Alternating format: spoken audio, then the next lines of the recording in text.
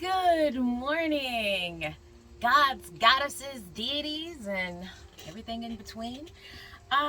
Good morning.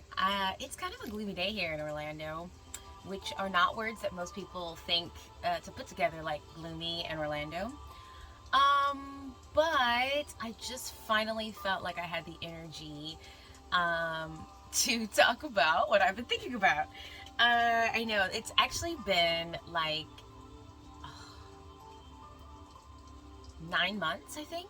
Yeah, since I started this whole like almost like teach thyself and unlearning all this like trauma from growing up in school and living in America. And I was like thinking of like video titles, and I was like, I don't want to be so bold as to say that like I've healed my dyslexia, because it's not something that you heal, it's an operating system. So I was born dyslexic, I'm gonna die dyslexic, and honestly, if I had any kids, it's a really high chance that they're going to be dyslexic, like very, very high. The more I look at both sides of my family, I'm just like, how can I not be dyslexic? Like there's just neurodivergent people like all around me. The thing is that it's really hard to mask when you can't spell good. Like it's really, really hard to mask. Like I hear all these things on the tiki-takis and around. Also, there's like a million fruit flies in my room, and I know I try to be vegan and not kill them and like usher them out the window, but sometimes they get slapped. So that's what happens here. Anyways, yeah, I know a lot of people like on social media want to talk a lot about like unmasking, how you shouldn't mask, but I was just like, baby, I wasn't hiding that I couldn't spell not one day. Not one day of my life did I ever get away with not being able to spell, not be able to understand things, not be able to read a sign. I literally just the other day grabbed dandelion. I was at Leaves and Roots, which is like a local store here. I really love that store.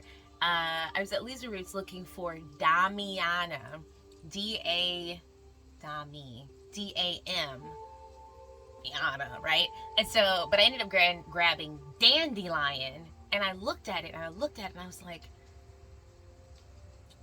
the fact that I paused and had this like tick tock should have tipped me off that something in my brain was like, wait a minute, I'm not sure if this is an M or an N, and maybe I should read further or figure out with other context clues, like maybe look like, so this is what I have to do to figure out like if I'm reading something correctly. Sometimes I have to find other words that I can identify with, and I know for a fact that the letters in that word are what they are. So sometimes I'll have to like think about my own name. So it's like C-O-N. So N's and M's I get mixed up all the time. So I'll think about like Constance and put like the N, and I'm like, okay, so identify that symbol. Does this symbol match the symbol we're trying to figure out?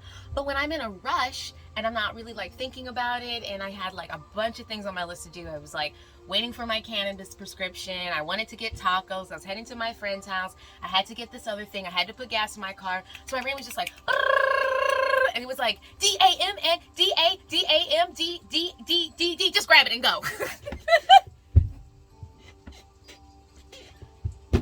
Brain's like, just get out of here, just keep going. And then I got distracted, and then I ended up buying this turkey tail, and then I bought some Angelica root essential oil for a friend, because I have been doing all this cord cutting, and writing has actually been like a huge part of it, because the more and more and more that I acknowledge myself, that I authenticate myself, that I get grounded in who I am, the more that I'm finding the ways in which I can work with my brain instead of like pushing against it. Like, it's amazing how having an intellectual disability, you can have lots of internalized ableism, and for yourself, even if you may not necessarily express it to other people. This is something that I was learning from researching. I have not read the book Mother Hunger, but I watched several of the talks by the author of that book and a couple other therapists. And one part that I thought was really interesting about like people who suffered abuse, in family abuse or religious abuse, community abuse, school abuse, hello. Sometimes people, but especially teens and kids, will act out, but no one talks about people who act in. And I definitely am someone where I acted in on my disability because I hid it. hid it. I mean, you can kind of hide it, but kind of not hide it. I hid it, and so I was never able to really like ask for help. Like, I knew I was dyslexic, but I didn't know that that meant that I needed to actually like speak up and ask for help. I didn't know that I needed to advocate for myself, because really nobody paid attention to it. And also, this is something that like, I guess if I had energy, I could advocate for. Like, dyslexia is not a childhood disease. It's not something that just affects you when you are a kid. It is a sensory processing operating system. So if I was looking at things, or I actually really like the way that they called dyslexia before, where it was called word blindness, because that's really what it feels like. Like, that to me, I always get like choked up when I think about it. It's like the realest experience, because you just can't see it. I'm like, I'm sorry, I did not see that this was dandelion and not Damiana. Like, there's no way for my brain to process that information any differently than the way that it's processing it. That's just how it is, right? So with that, like, I tended to mask internally. I didn't want to talk about the fact that I have comic books that I can't read. I didn't want to talk about the fact that, like, I purposefully, oh my gosh, this is so funny. I think this is really funny. That I purposefully made my handwriting sloppy and messy. Like, I can actually have some, y'all see my journals. I have bomb handwriting. Like, my cursive is on point. But I purposefully chose to write sloppy just so people wouldn't notice that I was spelling the words wrong. Because if we had this little tussle, and also I realized I've like very much exploited just Americans being just utterly uncaring or willing to give anybody that's having any kind of issues any amount of time. But that worked to my advantage, because if someone is reading something that I have or I wrote and they're just like, did you mean this? Like, I don't know what's going on here. I can just be like, yeah, that's totally what I meant. Yeah, and then just like go along with it. And I've had like years of acting, so I basically just been improvising my way through life. Just rolling with the improv, which honestly isn't really like a bad way to think of life sometimes. It's like sometimes being a little detached can be kind of nice. So anyway, so in learning how I learn, in learning how I think, I have come to some big ahas. Here's one of them, or two of them. So I made this book, right? These are all of my original notes for Lady Catfish, which is a graphic novel that I am making for myself so I can have a graphic novel to read, because I can't read the other ones. So these are all of my notes, and they're mostly handwritten notes, but then in the back I also put I put lines. I was trying to make it like a bullet journal. Oh, if it doesn't see my face, then it won't put that in color. I wanted it like a bullet journal, so I had different kinds of like dot lines. Yeah, that's right. That's what these are. Yeah, dot lines. That makes sense. Yeah, dot lines and regular lines, and I added in pictures. Unfortunately, everything's like in black and white because, oh, that's really cool. It's like green and black and white because it catches the face. Oh, that's awesome. It's all in black and white because I printed this at the school and then had it bound and spiraled at Office Depot. So then I lost this for like 3 months. I don't even remember. It was like in my car, and then it was over here, and I was like, why can't I connect with you? I need you. You're a part of me. And I just like could not seem to get in it. Like, I liked it. I loved flipping through it, and honestly, I was like treating it like a magazine. I'm just like, wow, these are some really great ideas I had. Like, wow, stop, this is like really, really cool. But this channel is for me really to just talk to myself. It's the most like Leo rising thing ever, is that we just enjoy looking at ourselves really and talking to ourselves. That's why my room is full of mirrors. So anyway, so I lost this and I let that go. And then by December, so this project started in like June. So fast forward 6 months, 6 months. All I have is that, which is no discounting. That's a lot of work. It's actually like a lot of work. I have like the plot, I have some scenes, I have characters written out, I have backstories, I have astrology charts, images. I started doing my image color board plot. Like I'm plotting the colors, I'm plotting dates, I'm plotting like astrological transits, I'm plotting like historical significances. Like there's lots of stuff in there. But there was something that was just too rigid, and I guess maybe just the magic of being in Sag season. I'm not a winter person at all, but my moon is in Sagittarius, so as much as I hate the winter, I do kind of get in my little like Saggy bubble of being like, I want to be creative, and I want to be like new kinds of creative. Like, let's think about things in a completely different way while we drink wine and talk about how sad we are. Like, Sages are just, we love to party, right? Even though my life is the opposite of a party. So my Sag self sat down and we were like, when were we last happy doing paperwork and writing things? And I was like, that's a really good question. And it was also like, when did we feel like we had the most flow and fun with note-taking and trying to get like my research together? And it brought me back to high school, which was the first time I ever had to do any of this, because I was in a visual performing arts magnet program, and I actually had to write a research paper every single day of my 11th grade, and we had to write like two or three our sophomore year, maybe like one paper our freshman year. They were like kind of getting you in there, and then senior year was just like papers on papers on papers. And I was thinking about it, and it really came to me, was the first image that came to me was the smell, not image, the first thing that came to me was the smell of new skinny Crayola markers. They come like 9 to a pack, and that sound was like ding ding ding, and it's like I could smell it. And it's not like I particularly enjoyed that smell. I was not one of those marker smelly kids. Like some kids like love marker smells. Also as like a millennial, you know, they enforce smelling markers. Like if anybody remembers that you could buy like a 50 pack of smellable markers, and we would just stick them babies up our nose and be like little kids with like markers lines like all around it. This is why we have the opioid epidemic. They got us very young on all the chemicals and the drugs going straight up into our noses.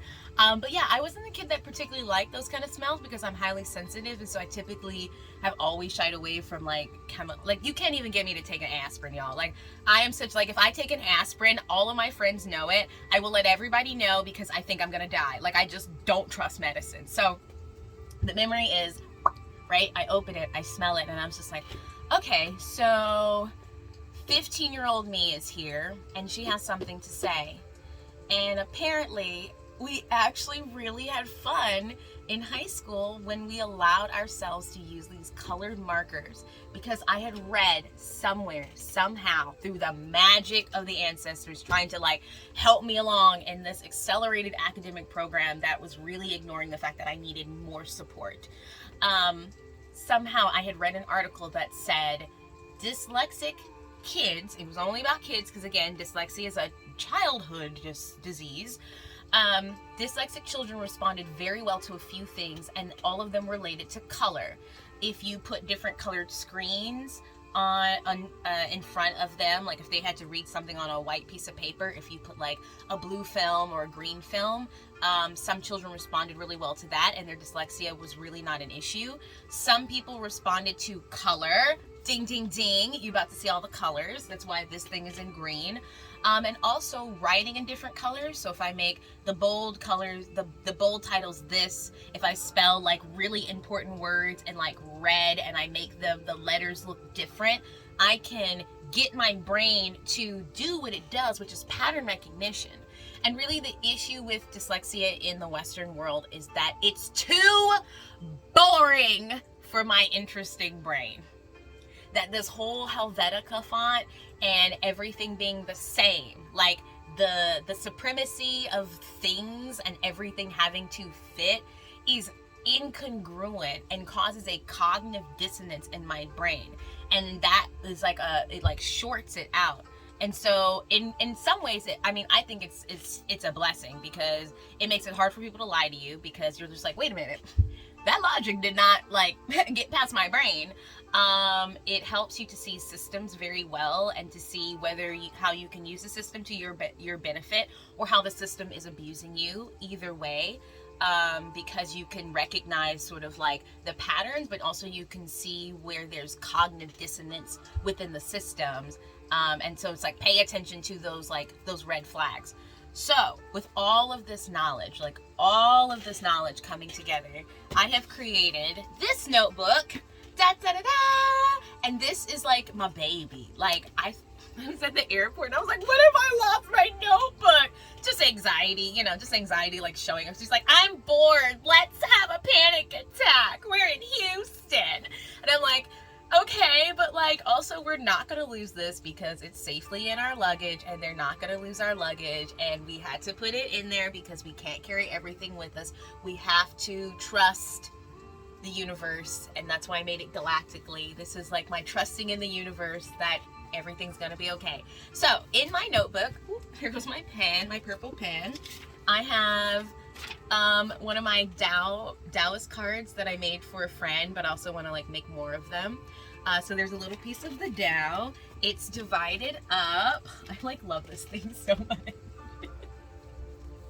It has all of the scripts I'm working on in here. This is Keeping the Peace. These are notes from the conversations I have with my collaborators on like what moon these notes were taken on. This script is really getting some legs. It's called Ain't No Slave. When I say legs, I mean like there's lots of colors, there's pages. I redid the plot. That's like a whole separate video of like, I'm on my third plot breakdown, and I think this is like probably the best one so far. I didn't realize that I had completely rewritten it in my head just through like thinking about it and meditating on it while I was on vacation. So when I finally got back to this, I was like, what the heck? Did I not write any of that down? What have I been doing for the last 2 weeks? I was like, you've just been thinking. You've just been taking notes in your brain, but like none of those thoughts have gotten out. So I'm like, okay, so let's get some of these thoughts out. And that's what I've been doing this last week, is trying to get some of those thoughts down. White women, this script is coming along. I'm almost co-writing this with a friend. And then I have notes, just like the basic plot points, because I couldn't remember them and I didn't want to rewrite them. So some things are printed out, like there's actually print. And then some things are not. This is so hard to hold.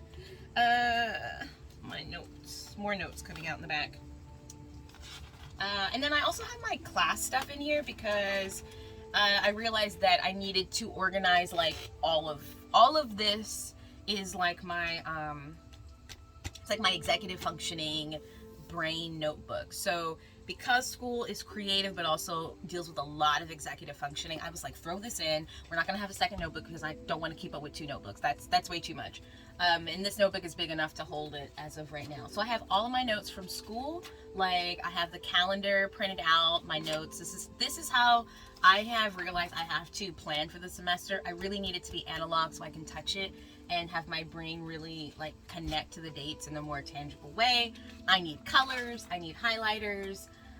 Some of these notes were actually taken on my iPad, and I like wrote them out and then I printed them out, because that's just what I decided, like if I don't have one or the other, just make it in a way that can be printed. And then same with this, like all of this can be scanned and uploaded and saved. So eventually everything that's digital becomes hard copy, and it's like hard copy becomes digital by the end of the process, because I need them both ways. Yeah, so this is all of my school notes. Oh yeah, this is like a comedy sketch show that my friend and I are kind of writing just based on our life, but it's just called Traumatized right now. So it's like different jokes that we just find funny in our lives.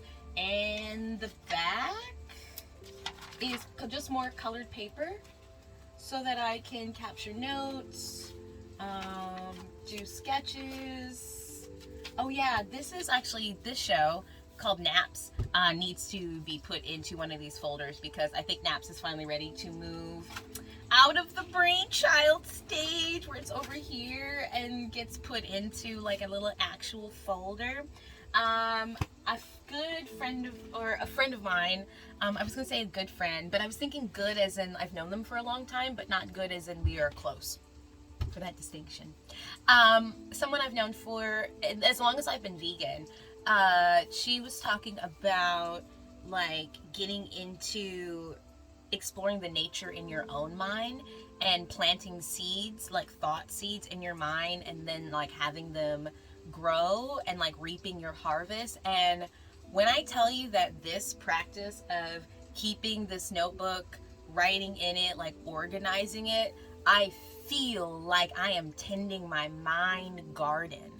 And when I haven't been there for a while, I'm like, oh my goodness, like that's how I felt when I came back from vacation and had all these thoughts, and then looked at my notebook. I was like, oh my, it's almost like come back, you're like, oh my God, like the weeds have taken over. Like, let me go in and like organize and pull up and tend to and fertilize and water and nourish the soil that is my own creative mind. I'm like loving this work so much. I love it so much I don't even want friends. I like don't even want to go out, and I get really annoyed when people interrupt me from thinking. I really feel like I am channeling the dad from The Marvelous Miss Maisel when he's like, don't interrupt me, when he's like in his office and like, don't disturb your father. Like, that's how I feel. Like, I feel like I almost want to put like I just need like a do not disturb bubble around me. My phone stays on silent, everything's on silent, like just do not disturb. What is this? Oh yeah, I kind of like overloaded this notebook, and so there's also like just other random notes and art stuff that I was working on, things for school. You know, you need a little bit of mess. Can't be too organized. That wouldn't be the Sag, Pisces, Leo rising way to be completely organized.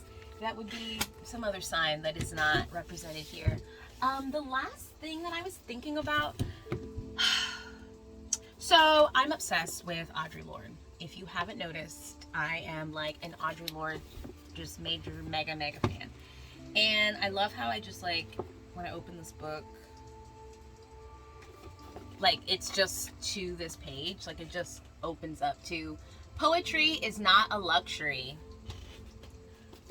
When I tell you that this poem, this essay has me in a chokehold, it really does. I keep thinking about it, and I want to make a video on my other channel, Professor Woo Woo, talking about the history of hand sewing and poetry and how they interconnect. And I feel like I would not be able to have these big, interesting, creative thoughts without having like my mind garden. Like, I need to tend my mind garden. It's part of my self-care. It's part of my healing practice. Like, some of these stories were stories that I had to tell myself when I was in moments of trauma, and kind of had to like loop them in my brain to get through it. But I'm like revisiting them, and I'm just like, wait a minute, you know, like traumatized 30-year-old self, traumatized this self, you know, all the versions of you. Like, just because you're experiencing trauma doesn't mean that your like gift of storytelling and being creative wasn't also shining through in this like chaotic craziness of darkness. And I think that's what I feel about Audrey Lorde's work, is that she just is so right in the dark, and she speaks to it, and she talks about like, how do you activate your voice in the void chaos structure, like it just how does she do it? And sewing is my first language. It absolutely is my first language. So those are all of the thoughts that have been running through my head, and I really am going to be doing more of these. I reorganized my room so that I have less things to do. That was like actually a huge barrier, was that my room was just too messy, and my life was just like a little too chaotic for me to just like get the camera and do this. Like, it's taken me 3 months to make this video. So I think this new year, now that it's like officially spring, happy spring equinox, we have a new moon, a full moon in Libra. Libra coming up, so Ma'at, get that balance. So I'm very much interested in learning how to live like a Ma'at balanced life. Yeah, Aries season, horns out, and yeah, cutting through. Just I feel like this Aries season, I'm just dispelling myths and things that just aren't real. And if anybody tries to like sell me something that ain't on the up and up, you getting the horns, baby. You getting the horns. That's what Aries season is about. So I'll see you in a little bit. And I'm going to get acupuncture today. I'm really excited about that. I love acupuncture. Oh my God. I just lie on that table and it feels like my whole body is just ringing pools of colored light. I swear, everywhere the needle is, it feels like there's just rings of radiating colored light, and they all just start clashing in it, and I'm just like, ah, on the table. I love it. Okay, have a great day. Drink some water. I have my water here. Drink some water, love yourself, take a nap, read some poetry. I love poetry. Bye.